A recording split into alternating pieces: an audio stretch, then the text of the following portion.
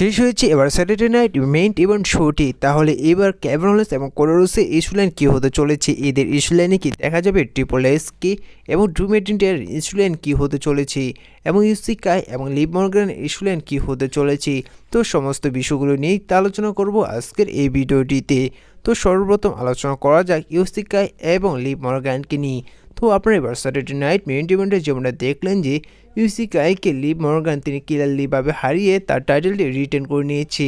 তারপর অনেকে বলছে যে জায়গায় ইউসি কাই তিনি ক্লিয়ারলিভাবে হেরে গিয়েছে লিভ মর্গানের কাছে, যার কারণে এবার 2025-এ হয়তো ইউসি কাই তিনি রয়্যাল রাম্বল উইনার নাও হতে পারে। দেখুন বর্তমান অনেকটি সম্ভাবনা রয়েছে যে ইউসি কাই তিনি রয়্যাল রাম্বল উইনার হবে। যেমনটা আপনারা বেলিকে দেখেছিলেন যে বেলি তিনি একসময় অনেক ম্যাচে হেরে গিয়েছে, বারবার হেরে গিয়েছে, কিন্তু 2024-এ দেখা যায় যে বেলি তিনি রয়্যাল রাম্বল উইনার হয়। ঠিক তেমনটাই দেখা যেতে পারে এবার ইউসি কাইয়ের সাথে। এবার ইউসি কাই রয়্যাল রাম্বল উইনার হবে এই বিষয়টা আপনারা 100% কনফার্ম ধরে নিতে পারেন, যার কারণে ডাব্লিউডাব্লিউইর সমস্ত দর্শকদের কনফিউশন করার জন্য লিভ মর্গানের কাছে ক্লিয়ারলিভাবে হারিয়েছে ইউসি কাইকে। তাহলে এবার লিভ মর্গানের ইস্যু লাইন কী হতে চলেছে।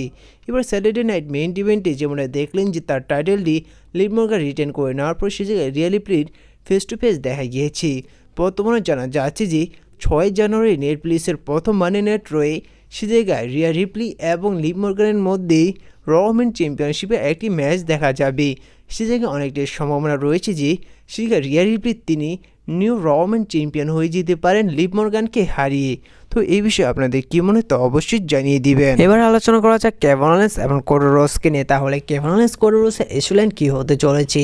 আপনারা এবার স্যাটারডে নাইট মেইন ইভেন্টে যেমনটা দেখলেন যে কেভিন ওলেন্স কোডি রোডসের কাছে হেরে যাওয়ার পর পরবর্তীতে কেভিন ওলেন্স কোডি রোডসকে আক্রমণ করে সে জায়গায় কেভিন ওলেন্স কোডি রোডসকে ভয়ঙ্কর একটি পাইল ড্রাইভার দিয়ে দেয়, যার কারণে সে জায়গায় কোডি রোডসকে হসপিটালাইজ করতে হয়েছে। বর্তমানে জানা যাচ্ছে যে কোডি রোডসকে কিছুদিন ডাব্লিউডাব্লিউইতে দেখা যাবে না।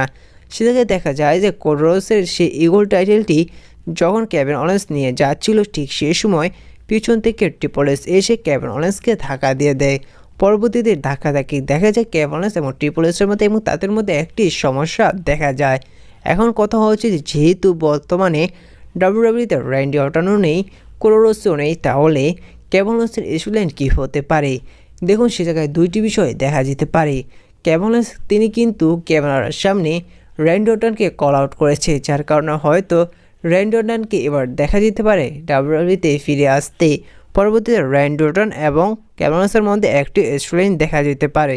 আর আরও একটি বিষয় হতে পারে যে কোডি রোডসকে সেই ভয়ঙ্কর আক্রমণ করার কারণে এবং ট্রিপল এসের সাথে সেই সমস্যা করার কারণে ট্রিপল এস হয়তো কিছুদিনের জন্য কেভিন ওলেন্সকে সাসপেন্ড করতে পারে, যার কারণে এদের ইস্যু লাইন ডাব্লিউডাব্লিউ হয়তো কিছুদিন অফ রাখতে পারে।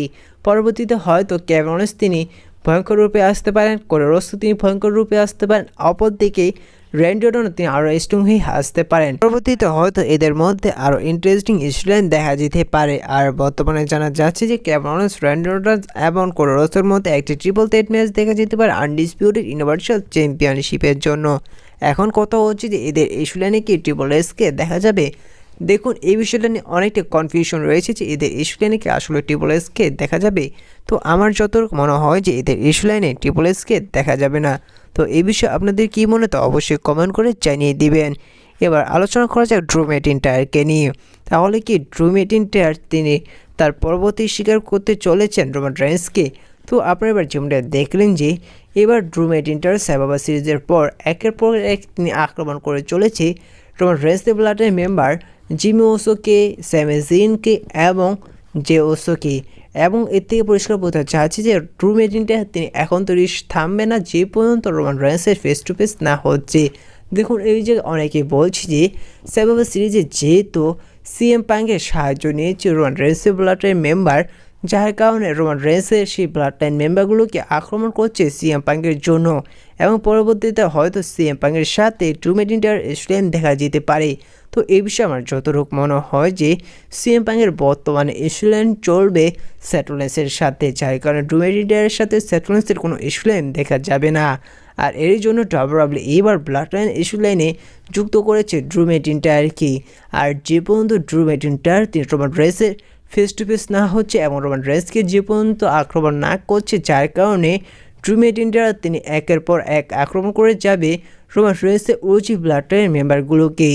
এবং সামনে স্ম্যাকডাউনে আপনারা দেখতে পারবেন সোলো সিকোয়া এবং ড্রু ম্যাকইন্টায়ারের ফেস টু ফেস হতে এবং এদের মধ্যে প্রোমো কার্ড দেখা যেতে, এবং সেই জায়গায় ড্রু ম্যাকইন্টায়ারকে আক্রমণ করবে রোমান রেন্সের ওজি ব্লাডলাইনের মেম্বার জিমি উসো। তো এই সমস্ত কিছু থেকে অনেকটা বোঝা যায় যে পর্যন্ত রোমান রেন্সের ফেস টু ফেস না হচ্ছে এবং যে পর্যন্ত ড্রু ম্যাকইন্টায়ার তার পুরনো সে বদলা রোমান রেন্সের কাছ থেকে না নিতে পারছে, আমার মনে হয় সে পর্যন্ত হয়তো ড্রু ম্যাকইন্টায়ার থামবে না। আর এক পর্যায়ে হয়তো ড্রু ম্যাকইন্টায়ার বলতে গেলে তিনি ক্লিয়ার করে দিয়েছে যে তার পরবর্তী শিকার রোমান রেন্সই হতে যাচ্ছে। তো এই বিষয়ে আপনাদের কী মনে হয় তা অবশ্যই কমেন্ট করে জানিয়ে দিবেন। আর আজকে এই ভিডিওটা এ পর্যন্তই ছিল, দেখা হচ্ছে পরবর্তী ভিডিওতে নতুন কোনো আপডেট নিয়ে। আর আপনাদের আরেকটি বিষয় জানাই যে সেটা হচ্ছে যে যারা আমার রেসিং চ্যানেলের প্রতিনিয়ত ভিডিও দেখে থাকেন তারা হয়তো একটি বিষয় লক্ষ্য করেছেন যে, বা এই ভিডিওটিতেও লক্ষ্য করেছেন যে সেটা হচ্ছে যে কোনো জায়গায় ভয়েস হাই হয়ে গিয়েছে, কোনো জায়গায় ভয়েস লো হয়ে গিয়েছে।